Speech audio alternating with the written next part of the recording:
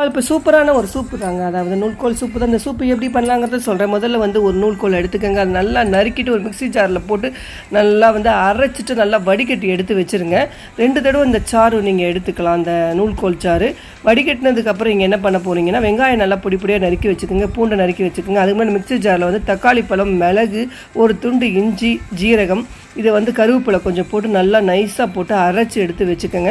அரைச்சதுக்கப்புறம் மறுபடியும் ஒரு கடாயை போட்டுட்டு அதில் எண்ணெயை விட்டுட்டு நல்லெண்ணெய் விட்டு பண்ணுங்கள். சூப்பு வந்து சூப்பராக இருக்கும். நல்லா பூண்டை வந்து நல்லா வதக்கிட்டு வெங்காயத்தையும் போட்டு நல்லா வதக்கிடுங்க, பச்சை வாடை போகிற அளவுக்கு. அதுக்கப்புறம் அரைச்சி வச்ச அந்த தக்காளி பேஸ்ட்டை போட்டு கரைச்சிட்டு கொஞ்சம் நேரம் கொஞ்சம் கொதிக்க விட்டு அதுக்கப்புறம் நம்ம வடிகட்ட இந்த நூல்கோலை சூப்பை வந்து அதையும் அதோட சேர்த்து ஆட் பண்ணிவிட்டு, ரொம்ப தண்ணியாக இருந்ததுன்னா கார்ன்ஃப்ளவர் மாவு கரைச்சி ஊற்றிக்கங்க. நான் அதை கரைச்சி ஊற்றிருக்கேன்.